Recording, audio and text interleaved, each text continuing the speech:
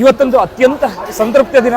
ಪ್ರತಿಯೊಬ್ಬರು ಕೂಡ ಕಾಯ್ತಾ ಇದ್ದಂತಹ ಬ್ರಹ್ಮ ಕಲಶೋತ್ಸವ, ಕಾಪು ಅಮ್ಮನ ಬ್ರಹ್ಮ ಕಲಶೋತ್ಸವ. ಇದೀಗ ನಾವು ಪಾಕಶಾಲೆಯಲ್ಲಿದ್ದೇವೆ. ಮಂಜುನಾಥ ಹೆಬ್ಬಾರರ ಸಂತೃಪ್ತಿ, ಅವರ ತಂಡ ಹೇಗಿದೆ ಅಂತ ಅವ್ರ ಹತ್ರ ಕೇಳೋಣ. ನಮಸ್ಕಾರ. ಕಳೆದ 9 ದಿನದಿಂದ ಈ ಒಂದು ಸಂತರ್ಪಣೆಗೆ ತಯಾರಿ ಮಾಡ್ತಾ ಇದ್ದೇವೆ.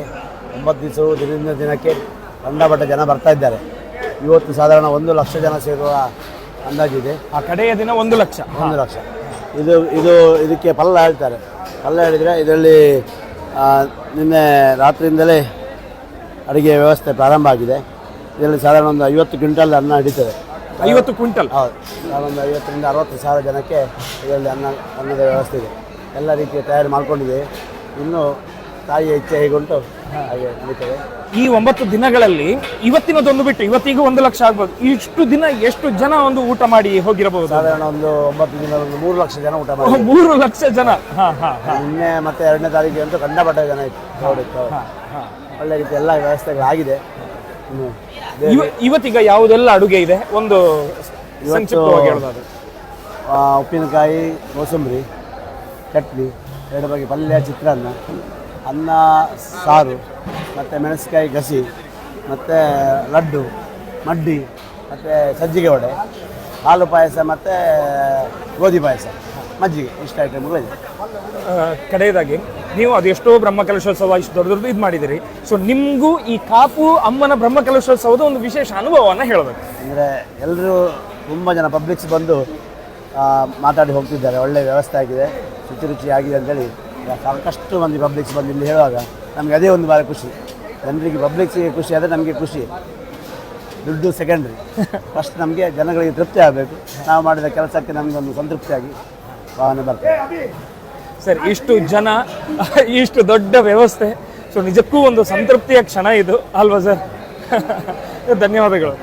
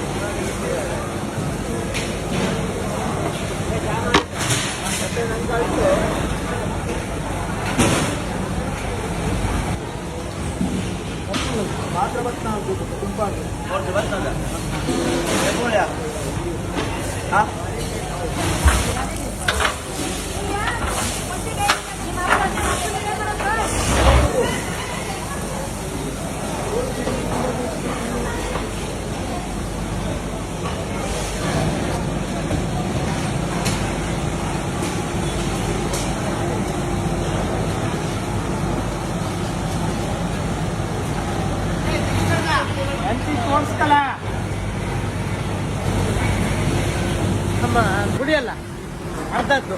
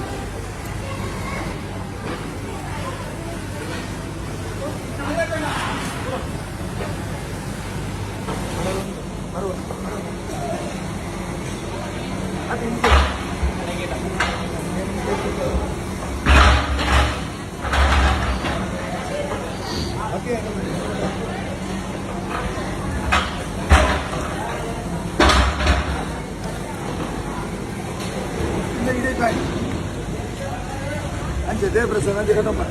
Anda bawa mana?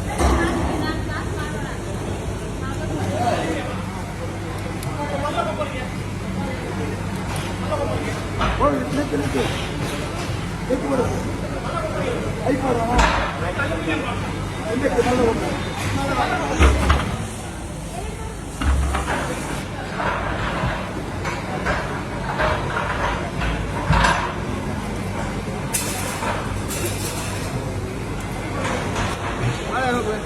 Tinggal.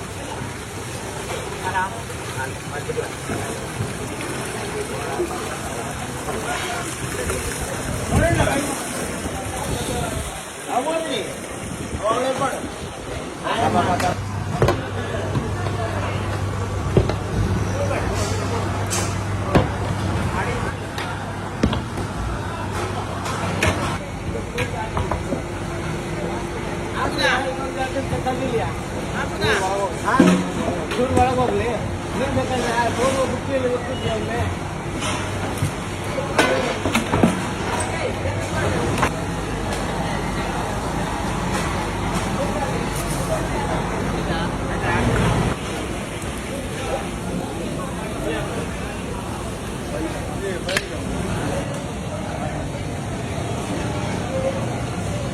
ಇದೇನು ಅದ್ರಲ್ಲಿ ಮಾಡ್ಬೇಕು ಇದೇನು ಅದ್ರಲ್ಲಿ ಮಾಡ್ಬೇಕು